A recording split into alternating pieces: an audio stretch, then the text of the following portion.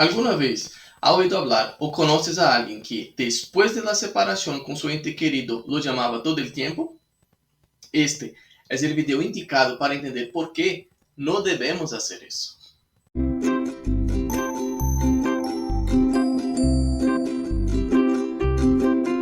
Hola, ¿cómo estás? Bienvenido al canal Conociendo el Espiritismo. Mi nombre es Kaique Lima y hoy voy a leer la psicografía del espíritu de una joven que sufría por la falta de comprensión de su familia. Para crear el guión de este video, utilicé como base el libro Violetas en la Ventana del espíritu de Patricia, psicografiado por la medium Vera Lúcia Marinzecchi. Capítulo 11. Relato de las tres amigas. Isa. Desencarné debido a un tumor cerebral maligno, después de unos meses de estar enferma. Tenía 16 años. Seguí una religión que erróneamente me enseñó que con la muerte uno se dormía para despertar en el juicio de toda la humanidad al final de los tiempos. Sentí un entumecimiento con la muerte del cuerpo, una especie de sueño. Pensé que estaba durmiendo, pero al mismo tiempo veía y escuchaba, aunque sin mucha claridad, todo lo que sucedía a mi alrededor. Me quedé junto a mi familia cuando lloraba mi cuerpo. Su desesperación era grande. Gritaban, lloraban, sufrían horriblemente. Me sentí muy perturbada, pero también apoyada. Escuchaba que alguien me invitaba a irme, partir. Los miembros de mi familia asegurábanme y no hice ningún esfuerzo por ir, porque no quería dejarlos sufrir tanto. Después de que mi cuerpo fuera enterrado y los miembros de mi familia tuvieran que irse, oré con fe. Dios mío, ayúdame. Luego, los socorristas me llevaron a un puesto de socorro donde recibí asistencia. Tenía miedo, terror de dormir y no despertarme. Pero, amablemente, los trabajadores del puesto de socorro trataron de explicar y curarme, porque la enfermedad, su reflejo, aún era fuerte en mí. No me aterrorizó saber que mi cuerpo había muerto. Me decepcioné por no ser como pensaba, como creía. Comprendí las explicaciones que los benefactores amablemente me transmitieron y, mediante el racionamiento, creí que eran justas y lógicas. Ya no tenía miedo y empecé a dormir tranquilamente. Pero los lamentos y la desesperación de los míos me volvían loca. Juzgaban que era tan pobre por haber muerto que empecé a sentir lástima de mí misma. Y, como la autocompasión no lleva a ninguna parte, solo maltrata, me desesperé. Ellos empezaban a llorar y yo también me desesperaba y lloraba. Cuando me llamaban, quería ir cerca de ellos y terminé yendo. Qué agonía. Lloraban, se lamentaban. Era como si yo hubiera terminado, sin entender, porque de nuevo estaba confundida. Sufrí mucho. Dijeron que estaba dormida y que no veía ni sentía nada. Y yo gritaba que no, y de nuevo entré en pánico, temiendo quedarme dormida. Odié quedarme en mi antigua casa y quería volver al puesto de socorro, pero no sabía cómo. Me acordé de Jovina, una enfermera caritativa que me cuidaba, y llamé por ella. Ella amorosamente vino en mi ayuda y sentí alivio cuando la vi. Jovina, ayúdame, supliqué llorando. Sácame de aquí, llévame a un lugar donde no pueda más volver. Ella me trajo hacia la colonia, donde estuve internada en el hospital del centro de educación en la parte para jóvenes. Tuve que recibir un tratamiento especial para superar y comprender la desesperación de mis padres, para no darle importancia a sus llamamientos y para no sentir tanto. Los consejeros escolares, para que pudiera recuperarme más rápido, intentaban ayudar a mis padres y, como el sufrimiento lleva a muchas personas a buscar ayuda, los miembros de mi familia accedieron a hablar con una vecina espírita que amablemente les explicó que debían conformarse con la voluntad de Dios y que yo, siendo muy buena, estaría en un buen lugar y por lo tanto no debían llamarme.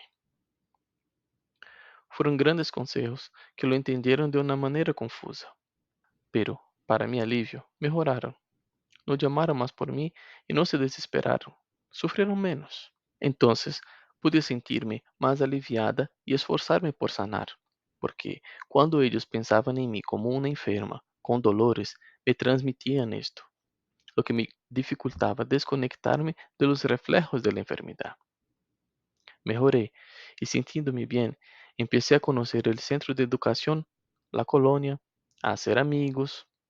Luego apareció otro problema. Pensaban que yo era santa, ángel, y me llenaban de peticiones. Me pedían de todo, que fuera bien en el examen de la escuela, para tener salud, para que no lloviera o para que lloviera, que sanara el dolor de cabeza, que encontrara objetos perdidos, etcétera. Lo peor es que animaran a toda la familia, amigos y vecinos a hacer lo mismo. Sentía esas peticiones y estaba en agonía. Quería ayudarlos, pero ¿cómo hacerlo? Instructores del centro de educación intentaron de nuevo ayudarlos para que yo mejorara.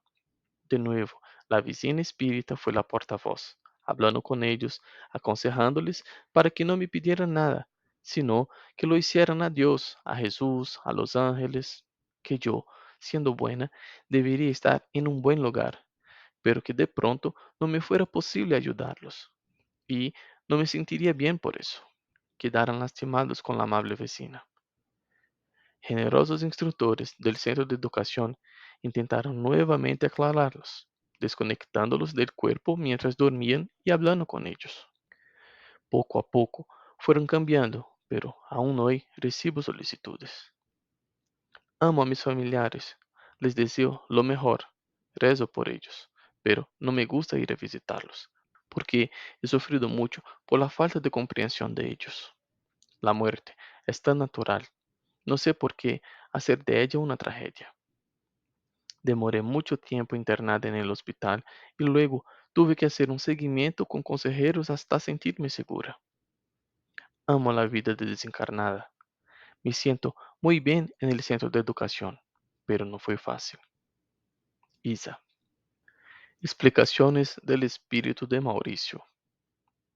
Isa, siendo buena, podría haber sido ayudada y sentirse bien tan pronto desencarnó, pero como creía que se iba a quedar en el cuerpo, durmiendo, deseó quedarse. Nuestra voluntad siempre es respetada. La historia de Isa es común. El sufrimiento en la desesperación atormenta a todos. Son muchos jóvenes que pasan por lo que ella pasó. Cuando los encarnados sienten lástima y solo piensan en los desencarnados como enfermos y sufrientes, ellos se sienten así y tienen más dificultades para librarse de los reflejos de la enfermedad, del sufrimiento por lo cual desencarnaron. Deben los encarnados pensar en los desencarnados sanos y felices y desearles alegría. Cuando los encarnados no cooperan, los desencarnados necesitan mucha ayuda para superar esta difícil fase. Los oyen llamar como si las voces de sus familiares salieran de dentro de ellos y quieren atenderlos, quieren ir cerca de ellos. Si lloran allí, lloran aquí. A menudo los hospitalizamos solo por esta razón. A veces aceptan bien la desencarnación, todo está bien con ellos, pero entran en crisis cada vez que en desesperación los encarnados llaman por ellos. Después quedan pidiéndoles favores. No se deben pedir gracias o favores a los familiares desencarnados. No se sabe si ellos pueden o no atenderlos. En el caso de Isa, ella no pudiendo se sentía infeliz, y aunque pudiera, no debemos pedir que hagan nuestros deberes o que vengan a ocupar nuestro lugar en el banco de pruebas. Isa ni siquiera podía ayudarse a sí misma, e incluso si ya estuviera apta a ayudar o poseyese el conocimiento, no podría atender a todas las solicitudes. No es bueno que hagamos lo que corresponde a los demás. La intervención de los instructores del centro de educación en el caso de Isa fue muy justa. Para ayudarla, trataron de llamar a los miembros de su familia a la realidad.